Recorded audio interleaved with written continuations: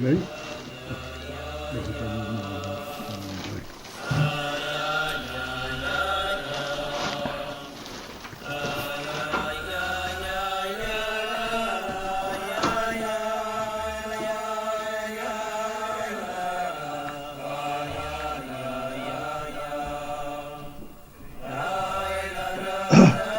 So the Rebbe was discussing quite extensively the principle. How do we explain the union? Excuse me. How do we correlate what we are saying, that oil mein hamoir, with that which says in Tanya, that the oil in its state as it is contained within the etzem, within the source, is in a much superior manner? That seems to be implying that in order to come from the etzem to gilui, there's a process, and therefore it's not the same oil. That contradicts the principle of oil mein hamoir. So that explains that in fact there is not a process. The oil is mein hamoir, except the very fact that it comes begilui, that already reduces its purity.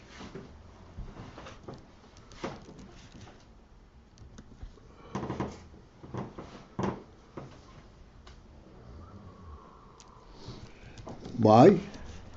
Because since it comes begilui, the words in the Maimonides should be mitzius oir. It has a mitzius. It has a presence. Presence is no longer the way it is in the etzem.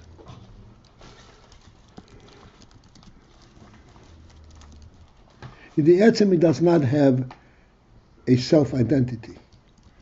Whereas when it comes outside of the etzem, begilui, it has an identity.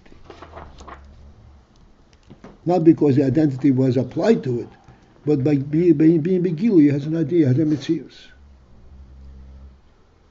And that already reduces its purity, its intensity.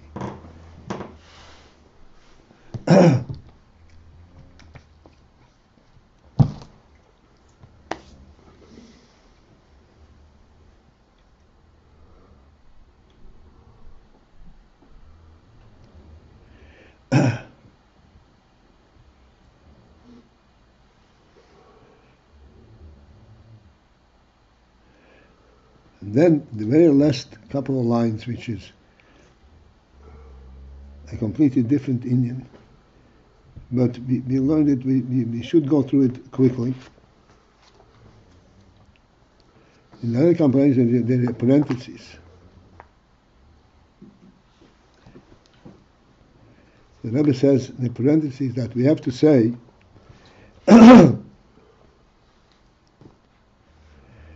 that we already learned this, I'm just going to review it quickly, that the oil has sevev. Oil has sevev, we discussed yesterday, sevev versus mamale. Sevev means that which is encompassing the entire gilui. Mamale is that which identifies the individual creatures. Or sevev is that which encompasses all together. This oil has sevev, even though that too goes through a tzimtzum, because it's not possible to have a gili without a tzimtzum.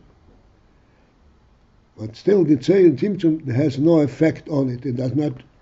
The tzimtzum is not what identifies and defines the oir. It remains kvei ha'etzem.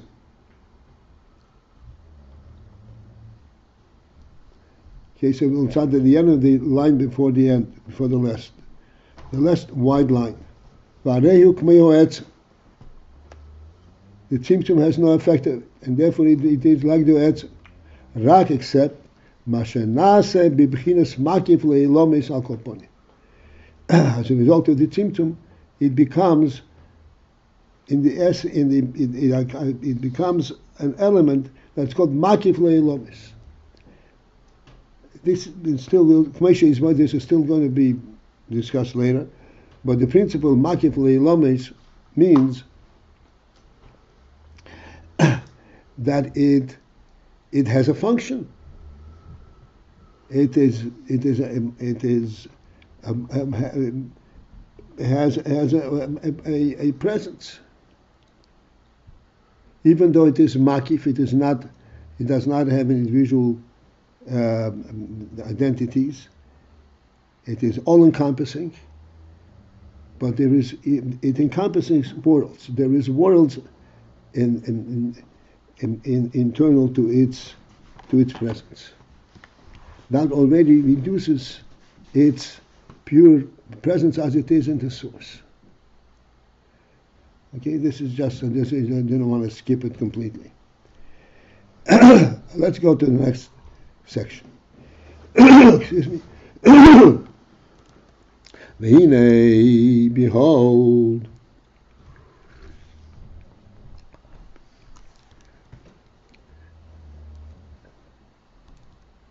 how can the Rebbe say behold when he talks about things which we cannot behold?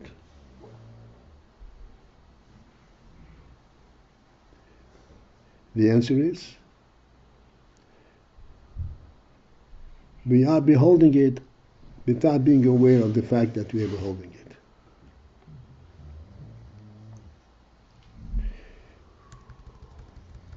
The essence of nefesh and Elokus, we are aware of it without being aware of it, because we are aware of world, and the whole awareness of godliness is translated on a worldly level. It gives the world a reality. So we think we're looking at world, but really what we are seeing is a divine a reality.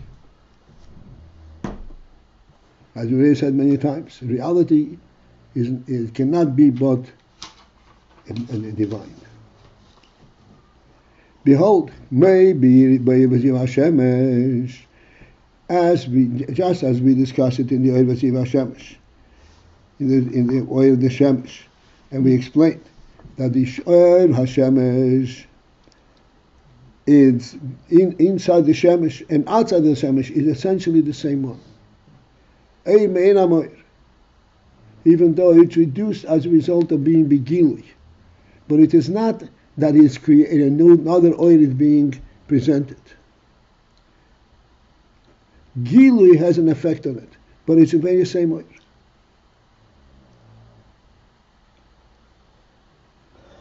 And what is the principal definition of this very same oil? The principal definition of this very same oil is that it is representative of Shemesh. It is not focused on its function, on itself. It's function on the Shemesh that it represents. That's a good question. It says, the oil says, look at the Shemesh, don't look at me. I'm Shemesh. Yes. Before it comes out of the Shemesh where it's Bidlu Mitzias. Sorry? Before it comes out of the Shemesh where it's Bidlu Mitzias. But yeah. And it's B'yesa says, B'yesa as. It is Bidlu Mitzias after it comes out of Shemesh also. Oh, but before it doesn't have a Mitzias. So the whole thing of Gila is that it picks up a Mitzias. So before it has. One second. True, but we have to stay true to the words the way that I'm saying. B'mitzias oir. It's not a Mitzias, it's a Mitzias of oir. After it's after I'm telling you, it's Harei B'mitzias al kol ponim.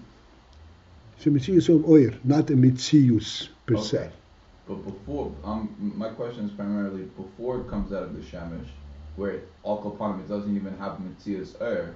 Mm-hmm. So why are we saying it's me'ein hama'er when it's klul b'teicha k'der hashemesh, Okay, it's not even saying I represent the sun. It's not saying I anything. There you would how is it, while it's in the shemesh, how is it only me'ain?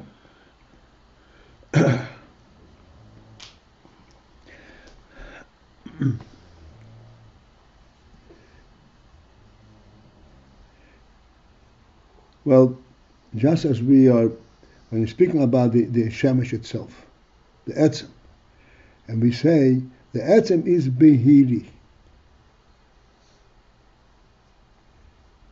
What type of definition, what kind of description and adjectives are you giving to the etzem?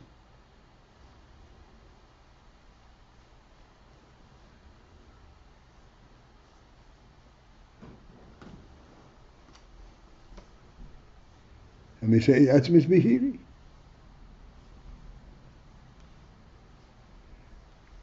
Is that some kind of a description, some kind of a definition? But we're talking about the etzem.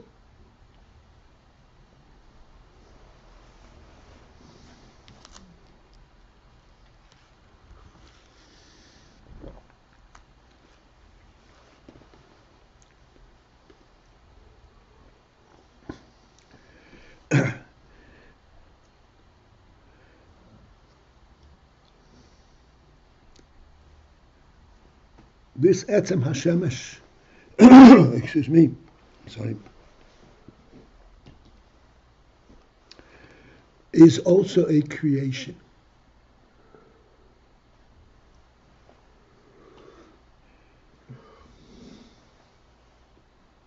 This creation is what we call a creation of an atzim. What etzem?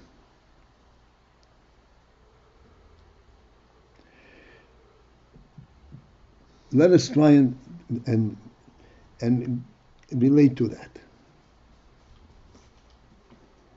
The moshel that we have for etzem, for an atzmi, is the human being himself. Not because the human being per se is an atzmi, but because the Creator, the Eibishter, gave him that status. And what is the status of the human being? Pardon me. The status of the human being is that that he can own a piece of property, he can own a house, and the house can be any size. And the minute he steps into that house, he fills, his presence fills that house. As we said many times. How does it fill the house? He is in one little corner.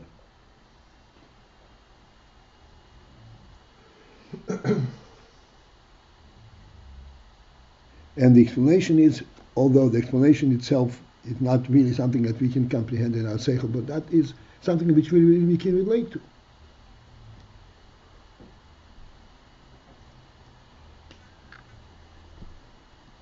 This presence, which is a presence of a reality, not a presence that is due to some kind of activity, of a reality of the human being, that presence is reflected in the entire environment where he is present. And that is automatically reflected. Not because he claims he doesn't do anything. As we said, he can own an Empire State Building and be present in the entire of all 100 stories there, even though he never visited it. Doesn't intend to visit it. Because there's a reality to his presence.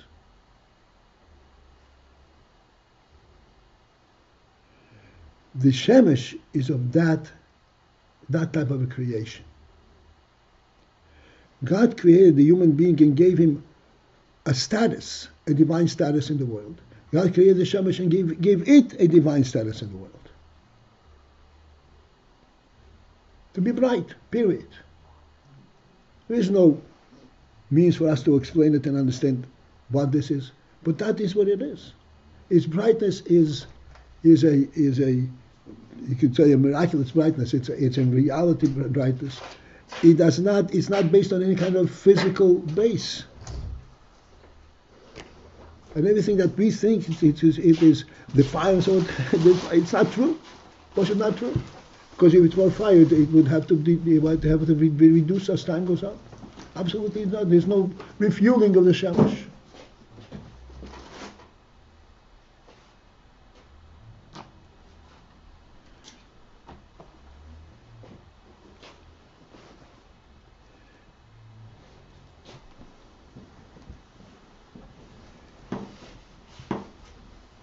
So therefore, in the shemesh itself,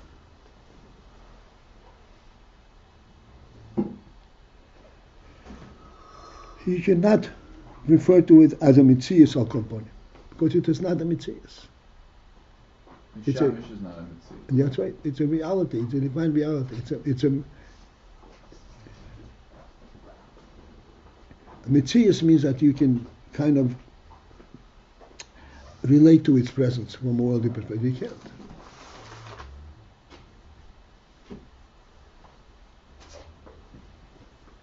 The very truth is that the whole phenomenon of world, even though we take it for granted, oh, there's a world, the phenomenon of world is a continuous statement, like it says in Tanya.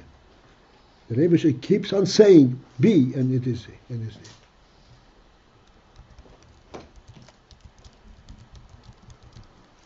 It is Dvar Hashem that you're looking at, not a world.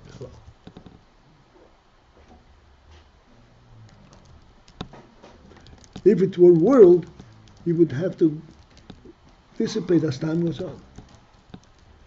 And if it gets replenished, you would see how it gets replenished. You go to the gas station and you fill up.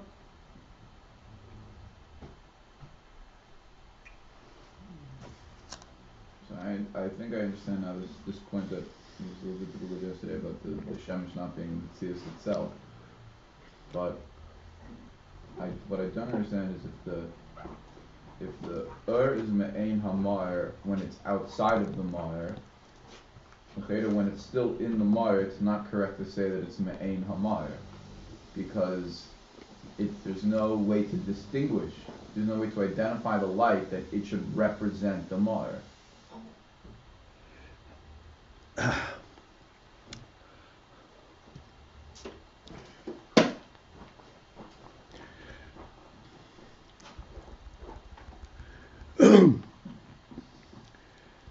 Let's go back to the human being. The human being is a reality.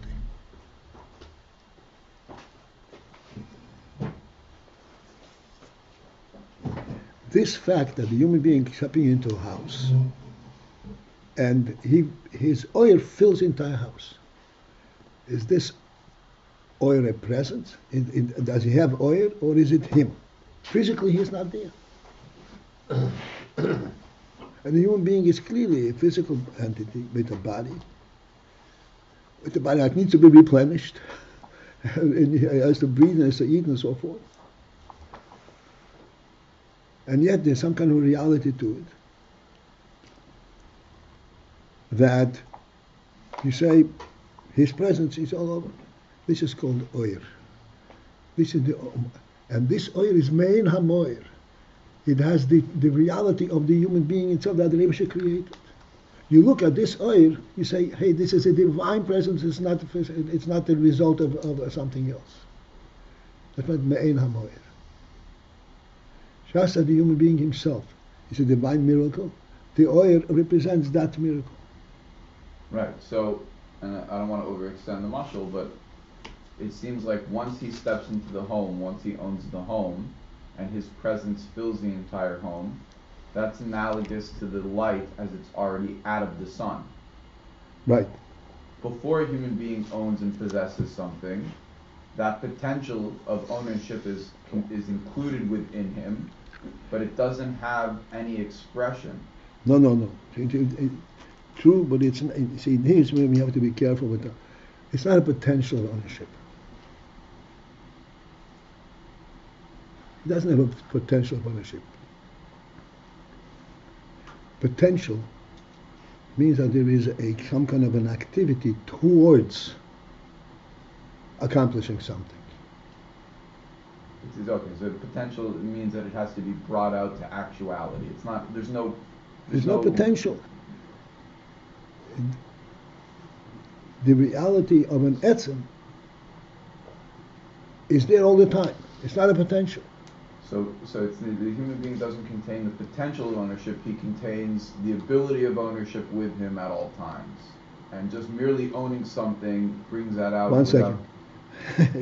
You'll now go to, it's not even the ability of ownership. He owns it before he even owns it.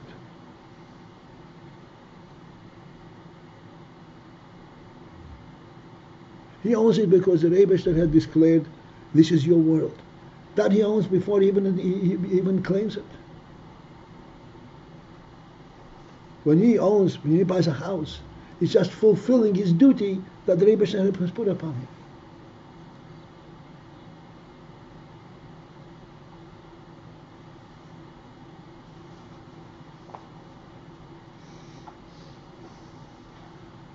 It is not a development of something. What's that mean? It's a development that every human being owns the whole world. That's right. It means that a human being is put in the Rebbe had given him not only the capacity but the mission of claiming the world and affecting the world and humanize the world. Right. Right. It did seem like you collapsed the distance between potential and actual.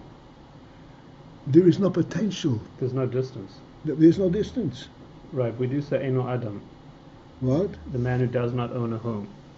So, Eino Adam, which means what? Then there are guys who are Adam. I mean. No. But what does that mean, Eino Adam? He hasn't crossed that line. No. His real being, what he is, has not yet been. He hasn't declared it. Hasn't declared it.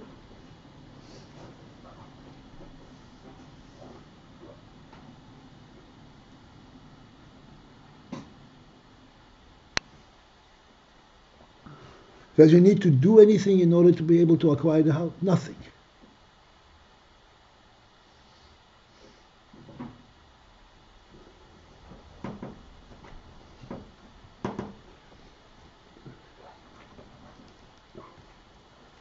Okay.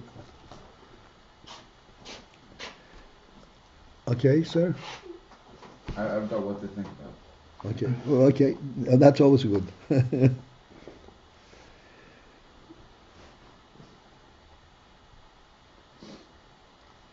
So inside the Shemesh, the oil is not even bimtzias oil al kolponi.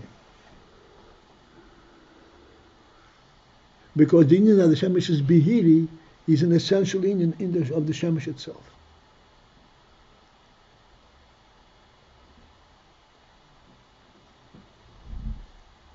I remember in the Maimah that I learned, I don't remember where exactly, and I'm looking for it, but it says like this, that the daylight, that the Shemesh brightens up the daylight, is not by virtue of sending any kind out of quality out of it. It is bihiri be'etzem. Therefore, when it appears, it automatically becomes bright.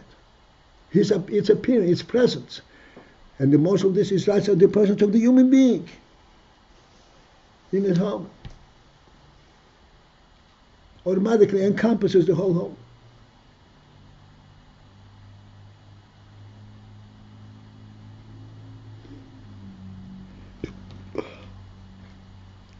Okay, the second section on page Kuf Lamed Zayin.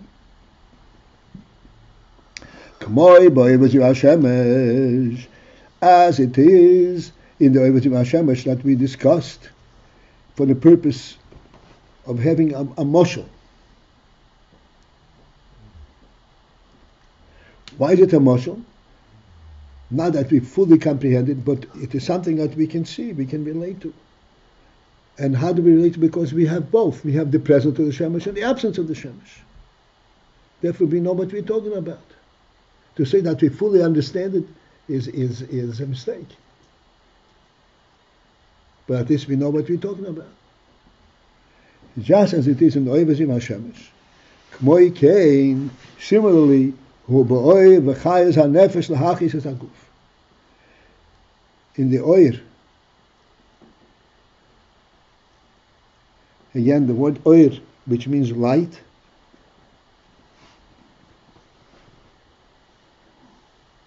I'm looking for a word that we can substitute for the word light in oir. We say oir means an impact, the effect, the presence.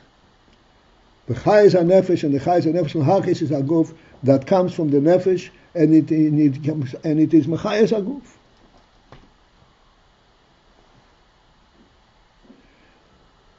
The nefesh is imbued in this oil v'chayes ha-nefesh is imbued in the guf, and to the point is that the guf comes to life. It is present in every less crack and crevice of the guf. To the nail, to the hair, which hardly has any life in it. Oh, it is there, but the oil chayes ha-nefesh is in it. This oil v'chayes ha-nefesh, clearly this is oil that comes from a living nefesh, that comes l'hachis es ha'guf to enliven the guf. What is the point that we're trying to get from the Shemesh? To understand l'gab b'chayes ha-nefesh, shehu rak gamkin rag ha'or levad. The chayes ha-nefesh that comes l'hachis es ha'guf is also rak, only ha'or levad. It is only ha'or, only a reflection over the nefeshes.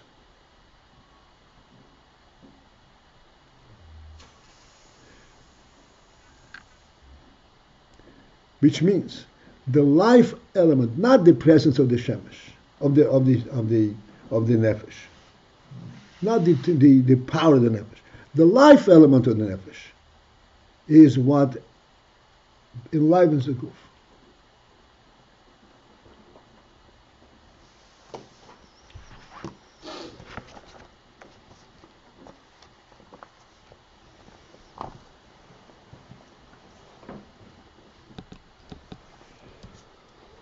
Sheharei, since that, which is emphasizing the vihine. Why do we say vihine, behold? It is only haor. And how is it? How do we behold it? Sheharei, since that, etzem ha-nefesh, the etzem of the nefesh, einay nimshach l'hachis es haguf, is not extending itself. L'hachis es haguf, to enliven the guf. Rag ha'aros elevat, only the ha'ore, only the reflection of the presence of the nefesh is that which enlivens the guf.